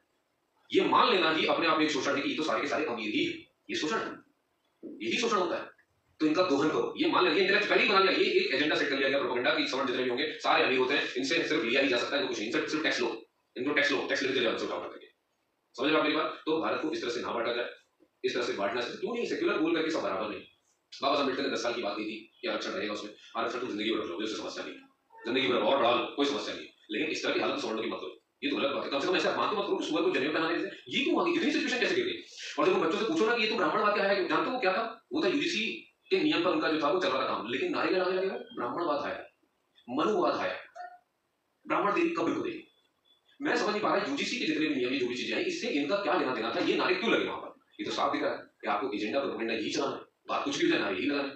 मैं नहीं समझ पा रहा हूँ बच्चों को कौन गाइड कर रहा है, उनके फैकल्टी कौन है, उनके टीचर क्यों है, कौन है, कैसे है। जब ये बात होती तो करणी सेना ने उनका केस करना शुरू कर दिया है, मालूम ना आपको? करणी सेना गई है कि भैया ये अब हत्या मच रही है, अब वो बच्चों को छांट छांट करके उन पे एफआईआर की बात कर रही है। भाई इस तरह से तो नहीं, जब कुछ हो नहीं रहा है यार, मेरे पता नहीं कितने दलित दोस्त होंगे, मैंने दलितों को कभी बोला नहीं कि आज के जमाने में तुमको ये बताना पड़ रहा है कि मेरे कुछ दोस्त दलित भी होंगे, हमने एक थाली में खाया, उसने मेरी माँ के पैर छुए, मैंने उसकी माँ के पैर छुए, कहाँ है वो चीज? मैंने तो नहीं देखा, मैं तो पढ़ा के पढ़ा भी रहा हूँ। और ये जितने बच्चे पढ़ रहे हैं सारे के सारे अलग अलग कास्ट से नहीं आते हैं, किसको भेदभाव का शिकार होना पड़ेगा कि ये सब पढ़ा रहे और हमें भेदभाव होने लग गया? वैसा एक ऐसा कोई बच्चा खड़ा हो जाए जो ये कह रहे कि सर आपने तो बड़ा भेदभाव कर दिया, इस तरह बात करना समानता नहीं, ये सबको समान करो ना सबको बराबर करो, सबको बराबर। लेकिन बच्चे जानते क्या बोलेंगे, वो ब्राह्मण ने जातिवाद बनाया। आओ वापस से, हमारे सुप्रीम कोर्ट में एक जज है, चीफ जस्टिस तो नहीं है, खन्ना उनका नाम है ना, पूरा नाम आप सबने ढूंढ लेना, जानते हो कितनी प्यारी बात कही उन्होंने, कहा कि ये जो चीजें चल रही है ना, सबका ध्यान जा रहा है धीरे धीरे सबकी तरफ जा रहा है। उन्होंने कहा कि तुम ये जो जातिवाद है इसका सारा का सारा श्रेय ब्राह्मणों पे थोप रहे हो। उन्होंने बोला जैनों में भी जातियां चलती हैं, तो क्या जैनों में भी जाकर के ब्राह्मणों ने जातियां बनाई? बौद्ध धर्म में आ जाएंगे उसमें भी जातियां चलती हैं, तो क्या उसमें भी ब्राह्मणों ने जाकर जातियां बनाई है? समझ पा रहे हो तुमसे क्या कह रहा हूं? अच्छे सुन लो। उन्होंने बोला मुसलमानों में भी जातियां चलती, तो क्या ब्राह्मणों ने मुसलमान धर्म में भी घुस करके उसमें भी जातियां बना दी? फिर उन्होंने बोला ठीक, माना कि ब्राह्मणों ने जातियां बनाई, तो अगर तुम्हें उनकी जातिवाद से इतनी दिक्कत है तो अपने आगे से जाति हटा लो, कौन रोक रहा है? कौन है जो तुम्हें फोर्स कर रहा है? ये एग्जैक्ट लाइन मैंने आपसे कही है, एग्जैक्ट लाइन बार बार बोल रहा हूं, मनुष्य के शब्द है ही जिसको तुम अभी सुन रहे हो। गूगल करिए, सब कोड मिलते हैं, ट्वीट करिए, इन तक पहुंचिए, इनकी ओरिजिनल ट्वीट पढ़िए, आपको लगे कि मैंने कुछ गलत बोला है, ये आपके मुख्य न्यायाधीशों की टीम कह रही है, उनको तक ये महसूस हो गया कि ये बात सही है कि दलितों को कौन रोक रहा है दलित कहलाने से? क्यों वो खुद को दलित कह रहे हैं? मैं तो बोला सच में क्यों कह रहे हो तुम खुद को ये? तुमको जरूरत क्या है? लेकिन नहीं, जब आप फॉर्म भरने जाएंगे तो आपको एससी एसटी लगाना है, लेकिन जब रोड पे उतरेंगे तब वही कहलाने से दिक्कत है। तो जब आपको पूरा न्याय चाहिए तो वहां पे टिक लगाने में बिल्कुल मना कर दीजिए कि हम टिक लगाएंगे, हमें जाति नहीं चाहिए, मना करो ना, जाति नहीं चाहिए, लेकिन चाहिए भी, लेकिन गाली भी देंगे। समझ पा रहे हो? अगर यहाँ पे ये सब बच्चा बैठा है जो इस तबके से आता है तो उसको समझने की बहुत जरूरत है कि क्यों मिसगाइड कर रहे हैं, क्यों भाइयों को भाइयों से लड़वा रहे हैं, जो एक साथ रह करके चले आए चुपचाप से, है ना, धर्म में बांट रहे हैं, हिंदू मुस्लिम कर रहे हैं। मुझे बताओ भोपाल में पता नहीं कितने मुसलमान रहते होंगे, तुम सिटी में कितनी बार घुसो, उसने तुमको तलवार घुसड़ी उठा करके, घुसड़ी तुमको तलवार, तुम अपना भगवा पहन लो, तिलक लगा लो, जो लगा के चले जाना चले जाओ, पंडित वहां से निकलते हैं, कौन है जाकर के कौन थूक थाक देता है, कुछ देता है? कोई है जो तलवार घुसड़ रहा है? गाली दे दिया किसी ने पढ़, किसी ने किया ऐसा? कभी ऐसा कुछ भी हुआ नहीं है। मैं टीवी खोलता हूँ जैसे ये सब होता हुआ नजर आने लगता है, मेरे नजर में कितने मुसलमानों में भगवान सच में तुम्हें अपने अगर सारे दोस्त दिखा करके दिखा दूंगा तुम हैरान हो जाओगे, तुम्हें पता भी नहीं चलेगा कैसे बात करते हैं, स्तर होता है, उस स्तर में कोई नीचपन नहीं है, ना किसी तरह से देखना होता है। हम तो बहुत अच्छे से जी करके चले, जैसे ही मैंने ये कदम लगा 2026 और मैंने देखना शुरू कर दिया जाति पाति मुझे नजर आ रही है। मैं आज भी उम्र 33-34 साल की है, इतनी उम्र मैंने आज तक इतना जात पाति देखा, इतना अब देखने को मिल रहा है, भर भर के दिख रहा है। और धार्मिक तो अलग चल रहा है मामला पूरा पूरा, बजट देखो तो कुछ और नजर आता है। पहले बड़ा के क्या है, वापस आ जाओ, जैसा कि मैं आपसे हमेशा कहता हूँ, है ना, कि बड़ी ही बड़ी खतरनाक है, नहीं समझे? इस चाबी को थोड़ा सा भी घुमा दिया जाए मामला कहीं ना कहीं चला जाता है, कहीं कुछ और पढ़ लेते हैं, नहीं तो बोलोगे सर तो फिर से वहीं चले गए हम घूम घूम के। आसान भाषा में आपको बजट का थोड़ा सा नॉलेज दिया तो उसको रखना अपने पास, है ना, बहुत सारी चीजें स्ट्रेटजी अब शायद आप पढ़ोगे जब कभी भी तो आपको थोड़ा पता है। और इकोनॉमिक सर्वे इसलिए आता है, आर्थिक सर्वेक्षण। देखो बजट में दो बड़ी खास बात है, एक तो उसका पेश होने का समय और तारीख, वो बहुत इंपॉर्टेंट है, याद रखना। ये पहली बार अंग्रेजों के जमाने से जो बजट था आपने देखा होगा वो 1 फरवरी को नहीं 27 फरवरी को आता था, कब आता था? 27-28 फरवरी को आता था, और 28 मतलब मंथ का भी एंड लिया हुआ, लेकिन टाइम क्यों पटा था? पहले टाइम सुबह का नहीं था, पहले जो बजट पेश होते थे आजाद भारत में भी लंबे समय तक होते रहे, तो कटल में वाजपेयी नहीं आया, उन्होंने थोड़ा चेंज किया इसको, मतलब बाकी जब तक कांग्रेस थी उन्होंने इसको पलटा नहीं था, 28 को ये पेश होता था और शाम को 5 बजे होता था, सुबह नहीं होता था। मुझे बताओ शाम को 5 बजे सब घर जा रहे होते हैं तब आप बजट पेश कर रहे हो, बजट पे बहस नहीं। अटल बिहारी वाजपेयी जी को एक बात रखी, उन्होंने बोला तो गुलामी की परिचायक है। अब तुम सोचोगे कि अंग्रेजों ने ऐसा किया क्यों? वो चाहते तो एक फरवरी करते, वो चाहते तो सुबह भी तो कर सकते थे। ये शाम को और मंथ के एंड में दोनों काम उल्टे क्यों करके रखे? अब उसको सुनो, आपने पढ़ा है ग्रीनविच मीन टाइम एक लाइन है भाई, जिससे टाइम का डिफरेंस पड़ जाता है। इससे आप जब नापोगे तो लंदन और इंडिया में जो टाइम का डिफरेंस आता है वो लगभग 6 घंटे का है। कितने घंटे का है? आराम से। ये भी आपने पढ़ा है, आपको सब पढ़ाया जाता है, इसलिए पढ़ाया जाता है कि घोट लो रट लो समझ लो। ठीक है, समझ बार बार यही लाइन कही। जब आपके पास यहाँ शाम के 5 बजते हैं तो 6 घंटे आप लगाओगे, तब वहां सुबह के 11 बजते हैं। क्या बजते हैं वहां पे सुबह के? अब वहां बैठे आकाओं को ये देखना है कि भाई भारत तुम्हारे कब्जे में है, लेकिन यहाँ जो भी बजट पेश होगा वो हमको पता चलना चाहिए। अब हम तो शाम को 5 बजे बैठते नहीं है, हमारे शाम को 5 बजे मतलब उनके यहाँ सुबह के 11 होते हैं, जब सब काम पे निकल संसद में वहां के नेता जा रहे होते हैं तब वो सुबह के 11 बजे। लेकिन बाई चांस भारत में कितना बजे शाम का 5, तो वो अपनी सहूलियत देख रहे थे, इसीलिए उन्होंने यहाँ पे 5 बजे करवाया। ठीक, इसको बदला गया। दूसरा आप सोचो सर डेट 28 ये तो 1 फरवरी कर सकते थे, 1 फरवरी तो भी कर सकते थे। नहीं, आपके यहाँ फरवरी में कितनी ठंड पड़ती है मालूम है? फिर वो तो और ठंडा प्रदेश है, वहां तो बर्फबारी हो रही होती है, तो बर्फबारी में वो नहीं जाएंगे काम काज करने के लिए, तो वो मंथ के एंड में जाते हैं 28 को। फरवरी ही चाहते हैं करने के लिए, मार्च नहीं कर सके, वो चाहते थे मार्च तो कर सकते थे ना, पर ऐसा नहीं है। क्यों? उनके यहाँ बजट फरवरी पेश होता था, तो वो चाहते थे जितने भी हमारे गुलाम देश जिसमें हमने कब्जा करके रखा, हमने फरवरी ही होनी चाहिए चाहे जो डेट मिल जाए। तो उन्होंने कहा मार्च बदल देना काम को 28 को पेश होता है। आया समझ दोनों बातें क्यों है ना? उनके फरवरी होता था इसलिए फरवरी में 1 मार्च लिया गया। एक को क्यों नहीं ठंड ज्यादा थी इसलिए 28 को लेकर चले गए। शाम को भी क्योंकि क्या सुबह होती है। अटल बिहारी वाजपेयी 2001 में प्रधानमंत्री बने, उन्होंने पहली बार टाइम को चेंज कर दिया। टाइम कहां से कहां पहुंच गया? 11 बजे पहुंच गया। इतना ही पसंद किया जब से मेरी सरकार आई ये बात, इन्होंने कहा कि हम 2 चीज चेंज करेंगे। रेल बजट अलग आता था, 92 साल हो गए, 92 साल के बाद अब जाकर के रेल बजट आम बजट में मिक्स है, वरना इससे पहले रेल बजट अलग आता था। मालूम है ना? आम बजट अलग होता था, रेल का बजट ही बिल्कुल अलग आता था। अब ये दोनों मर्ज हो गए, याद ना 92 साल बाद ऐसा हुआ है कि मर्ज हो गया। तो अब यहाँ पर कुछ ऐसा सिनेरियो है, 1 फरवरी को बजट आएगा, 11 बजे पेश होगा और रेल बजट अलग भी नहीं होगा, वो भी उसमें मर्ज होगा। चलो बड़ा ये बात मैं ठीक मानता हूँ। चलो गुलामी तो हटाना चाहते हो। हमारे पास एक रोड थी दिल्ली में, आप मालूम औरंगजेब रोड कहते हैं, औरंगजेब मार्ग, उसका नाम बदल दिया गया। औरंगजेब सबको मालूम है कौन है? जिसने हिंदू परिवार को काट डाला, जिसने मंदिर ध्वस्त कर दिया, उसके नाम की रोड बना दी, सम्मान दे दिया उसको। मालूम है आपको? तो उस नाम को हमने बदल दिया है ना। अब उसका नाम क्या हो चुका है? APJ अब्दुल कलाम मार्ग। क्या नाम हो गया उसका? APJ अब्दुल कलाम मार्ग। औरंगजेब की नाम को पलट करके हमने ये काम कर दिया। इस तरह से बहुत सारे काम चल रहे हैं। ये जो परिवर्तन होता है ना, कभी कोई ये सोचे कि सर नाम क्यों बदले जा रहा है? नाम बदलने इसलिए जरूरी होते हैं ताकि आप ये ना सोचें कि वो मतलब गुलामी ना महसूस करें, क्योंकि जब तक वो नाम चलता रहेगा आपके दिमाग में नाम रहेगा, और जब तक औरंगजेब मार्ग से निकलोगे वही बोलते चले जाओगे। ऐसा यार वही बोलोगे तो आदमी हमेशा आपको याद रहेगा। हम चाहते हैं उसे भूल जाए और आप याद रखेंगे आपका नए भारत का स्वागत है। ऐसा करें तो नाम बदलना ये सब काम करना ये सब मैं ठीक मान रहा हूँ, लेकिन कुछ चीजें ठीक नहीं हो रही, उनको ठीक करना बहुत जरूरी है। क्या बोलती हो? अरे आने समझ में बहुत अच्छी लोग क्या जो भी है। अब दस और हमारे पढ़ा हूँ एक्लीज, ये तो देखो पहले एक्लीज कौन है? एक्लीज एक बंदा है रोमन साम्राज्य में, ऐसे बहुत सारे बंदे हो। हरकुलिस सुना तुमने? हरकुलिस बड़ा ताकतवर बंदा, ऐसी एक्लीज कहानी से बिजनेस है जो हमारी घटोत्कच थी, भीम का बेटा। अब देखो यहाँ पे भी आप फंस जाओगे, लोग बोलते हैं चल दीवानी होता है, लेकिन भीम क्षत्रिय है, लेकिन जंगल में जाके जिससे शादी करी वो एससी शादी। तो कोई ये कहेगी कि सवर्ण जाति नीचे वाली जाति से शादी नहीं करती, ब्याह नहीं करती, तो ये गलत बात है। ये तो पुरातन से चला आ रहा है ना। नहीं समझे? आपके पास जवाब होने के लिए आपको सब पढ़ना पड़ेगा कि भाई ये सब चल रहा है। नहीं मैं सही कह रहा हूँ, लोग बोलते हैं रोटी बेटी रोटी बेटी, भाई रोटी बेटी चल रहा है। तुम पता नहीं कौन से जमाने की बात कर रहे हो, कहाँ चल रहे थे, आज सब शादी कर रहे हैं, लेकिन उसका बेस का प्रेम होना चाहिए। बेस क्या होना चाहिए? बिल्कुल प्रेम। बिल्कुल ब्राह्मण की बेटिया दलित के लड़के को पसंद कर सकती है, ब्राह्मण का बेटा दलित के बेटे, ठाकुर ब्राह्मण सब मर्ज होते ही रहते हैं। कौन नहीं हो रहा है मर्ज?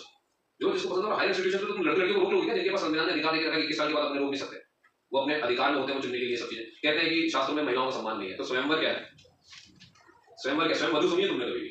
स्वयंवर होते थे, स्वयंवर होते थे। महिला को वर चुनना है स्वयं से, स्वयं वर लाइन से खड़े कर दिए लड़के ने उठा करके। सीता जी ने राम को भीड़ में से चुना है। पहले बता दूं मैं आपको, जो ये सोचते हैं कि महिलाओं का सम्मान नहीं है, यहाँ पर सम्मान पड़ते हैं, नौ दुर्गा काली एक मूर्ति निकालो जिसमें हथियार ना हो, माओ के हाथ में, तुम उनकी पूजा करते हो। बताओ जरा, सरस्वती को भी देखोगे तो एक हाथ में चक्कू को रखा ही धीरे से। पता है आपको? आप ऐसे भगवानों की पूजा करते हैं जिनके हर हाथ में तलवार या कुछ ना कुछ रखा ही है, फिर भी तुम काय बोले। और महिलाएं लड़कियां पता नहीं ढेरी से नहीं, जैसे भवानी जिसकी पूजा कर रहे हो, मतलब तुम जिसकी पूजा कर रहे हो, आरती उतार रहे हो, उसको भी ठीक से नहीं देख रहे हो, उसको तब ठीक से देख रहे हो। उनकी बच्चियां जो डरी से ऐसे घूमती है, ऐसे भवानी की औलादें देखो जरा कैसे घूमती डरी डरी। ये रक्षा मांग रही है, इन्हें रक्षा देने वाला होना चाहिए, मांगने वाला होना चाहिए।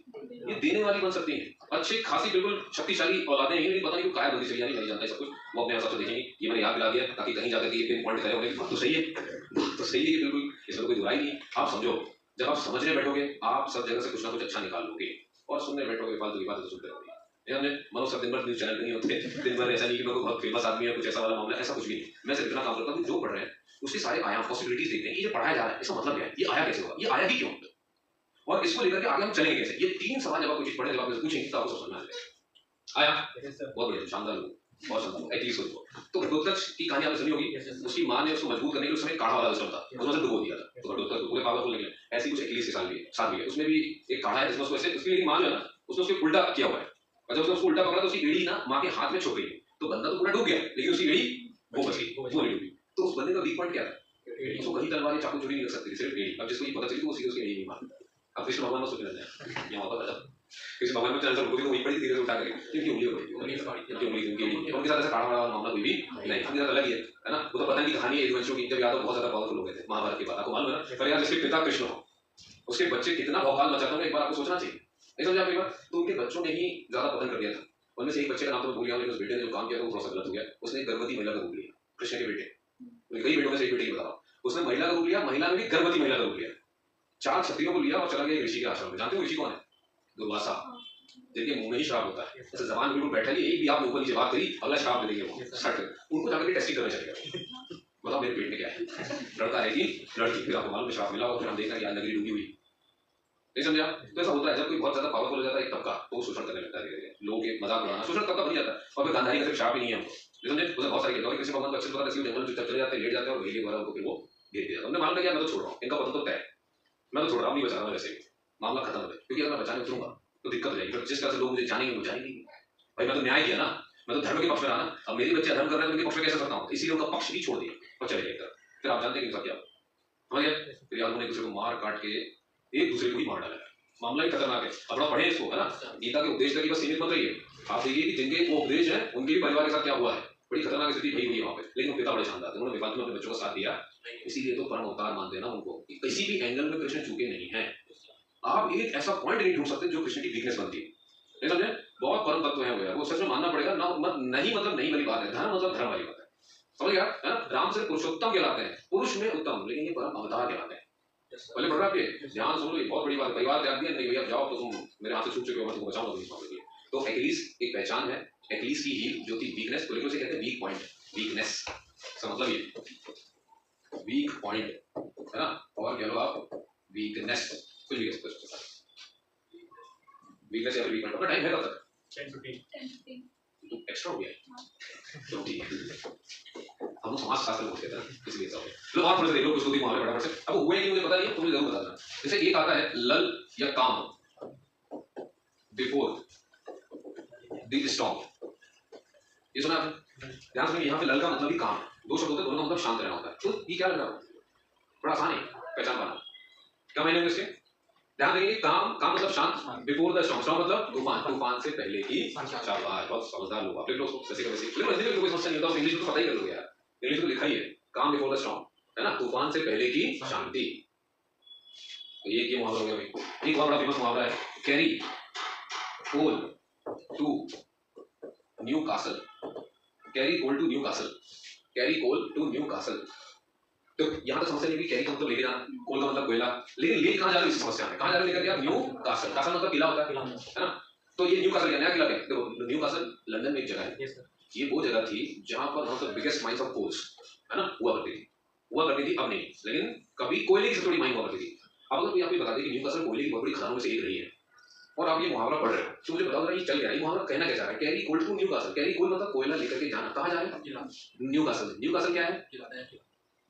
कोयले की खदान। आपको लगता है थोड़ा सा काम उल्टा कर रहा है, जो भी लेके जा रहा है कोयले की खदान में कोयला लेके नहीं, लेके आते हैं। ये क्या करने की कोशिश कर रहा है? ऐसा कुछ काम जिसकी जरूरत नहीं, इसको इंग्लिश में कहेंगे doing such which is useless, है ना? यूजलेस काम कर रहा है, doing such thing which is useless, doing such thing which is useless, है ना? ऐसा कुछ कार्य करना जिसकी जरूरत नहीं है, है ना? और देखो दो-तीन पे पता चल जाएगा बड़ा बस, है ना? अभी कह लीजिए एक्लीस गर्ल फॉर द काम और carry coal to Newcastle. अब हो सकता है आपने पहले देखे हो, नहीं देखे होंगे तो भी चल जाएगा होगा। देखो एक है पिग हेडेड, है ना? ये होगा तो और मॉडल का एक इसका उल्टा होता है, जस्ट क्या होता है इसका उल्टा? पुट योर हार्ट, इसका उल्टा भी लिखेंगे, एक दूसरे के बिल्कुल उल्टे लिखेंगे, put your heart on your, इसलिए एक ये दो मुहावरे देख लेते हैं, अगर मैं तो कोई बात दोबारा चल जाएगा, नहीं तो ये दो और मुहावरे। एक होता है हाई हॉर्स और एक और होता है ऐसे मिलता जुलता हाई, इसीलिए से उसको कहते हैं to get off from your high horse, है ना? हाई हॉर्स और to get off from your high horse, इन दोनों में आप देखोगे कि हाई हॉर्स अपने आप में एक मुहावरा है और इस बड़े वाले मुहावरे में ये फिर से छुपा हुआ है मुहावरा, है ना? ऊपर वाला मुहावरा नीचे वाले में छुपा हुआ है, ठीक है? इन चार पे बात करके छुट्टी कर देते हैं जल्दी से, ठीक है? यहाँ तो हो गया ना सारे? तो सर बिग हेडेड क्या होता है? जल्दी बात करें, ज़्यादा समस्या है, समय नहीं हमारे पास। तो सुअर की मुंडी नहीं है, ये मैं पहले आपको लिखा तो फिर ऑलरेडी मतलब सुअर की मुंडी होना। अब सुअर की मुंडी मतलब सुअर एक ऐसा जानवर है जिसको हम ट्रेन कर नहीं सकते, सिखा नहीं सकते। अभी सिखाने वाली बात कहाँ आती है? जैसे मान लो घर में पिता जो है बेटे से बात कर रहा है, समझाने की कोशिश कर रहा है, बड़ा भाई छोटे भाई से बात कर रहा है, समझाने की कोशिश कर रहा है, लेकिन वो ना माने फिर भी वही काम करे, तो आप उसे क्या बोलते हैं? ये जिद्दी है। क्या बोलते हैं उसे? जिद्दपन दिखाना। पिग का मतलब ही क्या होता है? कोई सीखना नहीं चाहे, इसे हम कहते हैं जिद्दी। देख लो इन जिद्दी लोग को ही अगर आप शब्द लिखना चाहेंगे तो कैसे लिखेंगे? ये होते हैं क्लोज माइंडेड, नहीं सीख रहा ना, दिमाग बंद है उसका, है नहीं? क्लोज हार्टेड, दिल दिमाग सब बंद है, सीखना ही नहीं चाहते। और जो नहीं सीखना चाहते, नया कुछ अपनाना नहीं चाहते, तो जो नया नहीं अपनाते हैं मतलब वो फ्लेक्सिबल नहीं होते हैं। तो वो कैसे होते हैं? Non flexible. मतलब जिंदगी में लचीलापन होना चाहिए कि भाई हाँ मैं सब चीजें फ्लेक्सिबिलिटी इतनी होनी चाहिए कि हम अपना सके नहीं चाहिए। जो अपनाते नहीं तो हम क्या बोलेंगे? Non flexible, inflexible. आप सोचा कह लें। अब ध्यान रखा, जो नहीं अपनाते नए को वो कौन होते हैं? रूढ़िवादी। कौन होते हैं वो? रूढ़िवादी। रूढ़िवादी को हम जो कहते हैं अंग्रेजी में क्या होता है? ऑर्थोडॉक्स। क्या होता है भाई वो? ऑर्थोडॉक्स। ध्यान देखो, जो नया नहीं अपना रहा है मतलब वो पुराना अपना रहा है, वो पुराने पे चला रहा है। जैसे आप देखो कुछ गांव में आज भी अंतरजातीय विवाह अगर किसी ने कर लिया तो ऑनर किलिंग कर देते थे, पेड़ पे लड़का लड़की दोनों की लाश लगा देते थे मार के। ऑनर किलिंग, हमने अपने सम्मान को बचाने के लिए इनकी किलिंग कर दी है, क्योंकि लड़का लड़की अलग अलग जाति के थे और उन्होंने शादी कर ली, तो इसे कहते हैं सम्मान में मारे गए हैं वो, इसलिए कहते हैं ऑनर किलिंग। हमारा मतलब सम्मान होता है ना, किलिंग मतलब अपने सम्मान के लिए हमने दोनों को निपटा दिया, ऐसा होता है। ये तो इमेज का है ना, इसके खिलाफ जो बोल रहे हैं, इनके खिलाफ लाओ ना चीजें, पता नहीं कहाँ है, ऐसे लोग नहीं बचा रहे थे। एक रोहित वेमुला का नाम आता है बार बार, जिसके लिए यूजीसी का नियम आता है, रोहित वेमुला सुना हो तुमने? रोहित वेमुला, तुमको लवकेश मिश्रा क्यों नहीं दिखता? लवकेश मिश्रा की बात क्यों नहीं करते? लवकेश मिश्रा जानते हैं कौन है? ये भी वही छात्र है जिसने प्रताड़ना के चलते हायर इंस्टीट्यूट आत्महत्या कर ली। रोहित वेमुला भी वही छात्र है जिसने प्रताड़ना के चलते आत्महत्या कर ली, लेकिन रोहित वेमुला को आगे कर देंगे। और लवकेश मिश्रा क्योंकि मिश्रा है ना, सरनेम क्या लगा भाई का? सरनेम भाई का मिश्रा है, समझने की क्या जरूरत है? पढ़ने दो उनकी ये जरूरत ही क्या है? उनको तो भारत छोड़ो की खबर लिखो देंगे थोड़ा सा बात। तो अभी सुअर को पहना रहे, भेड़ी को पहना रहे, किसी भेड़ को पहनाना, बकरे कुत्ते सबको पहनाना, चलिए धीरे धीरे उठाते उठाते एकदम तबाही मचा देना पूरी समाज की, ऐसी तैसी कर देना, बदनिया बोल देना पूरा। तो ध्यान दो, ऑर्थोडॉक्स क्या बोलते हैं उसको? ऑर्थोडॉक्स का एक उल्टा शब्द होता है, कहते हैं पैराडॉक्स। क्या बोलते हैं उसे? देखो जैसे ऑर्थोडॉक्स एक रूढ़िवादी था, तो पैराडॉक्स कौन होगा? भविष्यवादी। ये भविष्य की सोच है, भविष्य की सोचने वाला हमेशा नए को अपनाता जाएगा। ध्यान सुनो, है ना? तो मुझे बताओ, क्या मैं ये सारे शब्द इसके लिए लिखता चला उल्टे उल्टे में? इसके लिए मैंने लिखा था नॉन फ्लेक्सिबल, इनफ्लेक्सिबल, तो ये कौन होंगे? फ्लेक्सिबल। ये सोच में फ्लेक्सिबिलिटी रखते हैं, ऐसा बनाते चले जाते हैं। और ये क्लोज हार्टेड तो ये कैसे होंगे? Open hearted. और ये वाले क्लोज माइंडेड तो ये क्या होंगे? Open hearted. तो याद रखो इनसे जस्ट उल्टा, और ये जितने शब्द आप इनके उल्टे लिखते जाओगे वो इसके मायने बन जाएंगे, है ना? क्योंकि देखो इसमें लिखा ही हुआ है, पुट योर हार्ट, अपने दिल को निकाल करके अपनी स्लीव जिसकी यहां तक आती है ना, इसमें रखो। जब कोई दिल यहां सामने रख रहा है तो वो क्या बताना चाह रहा है? देखो भाई दिल सामने है, खुला है, सामने ना, शरीर के बाहर गया तो और क्या करूं? सामने रखा हुआ है, लो पढ़ लो मेरे बारे में जानना है, कुछ भी छुपा हुआ नहीं है। अब इससे क्या हो सकता है? नहीं समझे? दिल सामने मतलब सब अपना लूंगा, गाली मारो तो भी इसमें लग जाएगी, मैं उसका विरोधी करूंगा आपसे, नहीं समझे? लो तलवार काट दो, दिल को उठा करके कुछ भी बोलने वाला आपसे, यानी काफी ब्रेन पूर्वक बात है। अब आप बता दो, तो याद रखना उल्टा करते हैं ना सब में ना। ये फ्लेक्सिबल भी होंगे पैराडॉक्स वाले, पैराडॉक्स मतलब भविष्यवादी होते हैं। ये ओपन माइंडेड, क्लोज और ओपन हार्टेड होंगे, खुले दिल के व्यक्ति, खुले दिमाग के व्यक्ति। आ गया? बहुत बढ़िया। ये याद रखना, ये दोनों एक दूसरे के उल्टे निकल गए, एंटोनिम मुहावरे हैं, एंटोनिम मुहावरे। नीचे वाले में जो हाई हॉर्स, हाई हॉर्स देख करके आपको क्या समझ में आ रहा है? घोड़े पर घोड़ा ऊंचा घोड़ा नहीं, जब आप घोड़े पर बैठ जाते हैं तब आप ऊंचे नजर आते हैं, ये कहा जा रहा है हाई हॉर्स, है ना? जैसा आपको मालूम घोड़ों का सबसे पहले इस्तेमाल जो है आपको मालूम है कि सिकंदर के पिता फिलिप ने इस्तेमाल किया था उसको, है ना? घोड़ों का इस्तेमाल, क्योंकि फौज में दिखते नहीं थे, जब राजा भी फौज में चल रहा समझ में कैसे आया सामने लोग राजा कौन है, अलग दिखने के लिए घोड़े का इस्तेमाल किया, और सबसे घोड़ा प्रचलन है, और हम जानते हैं कि घोड़ों को कितना युद्ध में इस्तेमाल किया गया है। समझ पा रहे हो? इंसान सिर्फ नहीं करते थे जब युद्ध होते थे, ये भी आप याद रखिए, है ना? लेकिन एक एनिमल लवर जाकर के नहीं बोलेगा इस बात, नहीं बोलेगा, कभी नहीं बोलने वाला। हमारी आंखें सिर्फ एक तरफ देखती हैं, क्योंकि हम इंसान सिर्फ इंसान को करते हुए देखा, जानवर कितने कटे हम कभी भी गिनते नहीं है। कौन सी नस्ल, कितनी नस्ल, कुछ नस्लें तो खत्म हो गई, तो उनकी कोई बात ही नहीं, कोई चर्चा ही नहीं होगी भी, क्योंकि आप हुए हो अपने में, मामला ही खत्म। इंसान होना, इंसान को इंसान होने के लिए हर तबके पर ध्यान देना होगा। उसमें जानवर भी आते हैं, पेड़ पौधे भी आते हैं, आसमान अंतरिक्ष हर चीज आती है, तब you are human being. Okay, तो सलमान खान की टी शर्ट सही के लिए बीइंग ह्यूमन, इंसान तुम पैदा तो हो गए हो लेकिन तुम बने नहीं हो, तो ह्यूमन बीइंग नहीं, बीइंग ह्यूमन, वही है ह्यूमन। बहुत अच्छी है, मैसेज बहुत कर रहा हूँ, अच्छा लगा सुनने के लिए। अब लिखा ही है बस, वो तो टी शर्ट ही दिख रही है भाई, बाकी कुछ पता नहीं कि वो आगे चल रहा है मार्केट में, तो देखा जाएगा जो भी है। तो हाई हॉर्स का मतलब ऊंचा, तो आप समझिए ना, देखो राजा जब बैठा हुआ है ऊपर तो भी तो योद्धा है और बाकी भी तो योद्धा है, ये फर्क है। राजा ये बता रहा है कि इन सब में बेहतर, हाई हॉर्स का मतलब ये होता है thinking that you are better than others. लिखो फटाफट लिखो, मैंने लिखो टाइम लगेगा। Thinking that you are better than others. और अगला देखो जरा, यहां पर तो वो समझते नहीं कि सर हाई हॉर्स लगा हुआ है, क्योंकि हाई हॉर्स का मतलब क्या बताया मैंने? खुद को दूसरों से बेहतर समझना, thinking that we are better than others. अब जब नीचे वाले पढ़ना इतना समझो, देखो फ्रॉम और से कुछ मतलब नहीं है, जो शब्द अलग दिख रहा है कौन है? Get off. अब आप गेट ऑफ को समझो, ये गेट लग के बहुत सारे शब्द हम बोलते हैं, जैसे get in, get out, get up और गेट ऑफ, इसे कहते हैं फ्रेजल वर्ब। क्या बोलते हैं? किसी क्लास में आपको समझाऊंगा के बारे में, carry on, carry out, carry in, बहुत सारे शब्द होते हैं। अभी क्लास में कोई बंदा गेट पे खड़ा हो, अंदर आना चाहे, मैं उसको बोलूंगा गेट इन, किसी को बाहर करना है तो क्या बोलूंगा? गेट आउट, किसी को उठाना है जैसे तुम मेट्रो में क्या बोलूंगा? Get up. लेकिन अगर तुम कहीं चढ़े हो, वहां से उतारना है, तब मुझे बोलना पड़ेगा गेट ऑफ। क्या बोलना पड़ेगा? इसीलिए इसमें क्या लगा हुआ है, इससे अंदाजा लगा के रख लो आप कि हो सकता है इस मुहावरे में थोड़ी सी कुछ छेड़छाड़ कर दें और गेट अप लिख दें, तब वो मुहावरा गलत है। समझ गया? तो याद रखना मुहावरे को जैसा दिया गया वैसा ही उसे पढ़ना और याद करना पड़ता है। तो एरर तो कुछ भी आ सकती है ना, ये मैंने एक हल्का सा पॉइंट आउट किया, ऐसा कभी भी हुआ नहीं है पर हो सकता है भविष्य में कोई कर दे, पर अभी आने दीजिए। तो अभी बात हो, क्या मैं गेट अप मतलब तुम्हें अपने ऊंचे घोड़े से नीचे उतरने के लिए कहा, तो जब तुम नीचे उतर आओगे तो तुम अब क्या कह रहे हो, अब मैं बाकियों से बेहतर नहीं हूं। जो आपने मीनिंग लिखी थोड़ा सा नॉट लगा लीजिए, thinking that we are not better than others, thinking that we are not better than others. बताओ एक जन के टोटल मुहावरे पढ़े आपने? 12 हो गए, बस सफिशिएंट है, बहुत है, 1.5 घंटे में आप जान लोगे। तो इतना काफी है।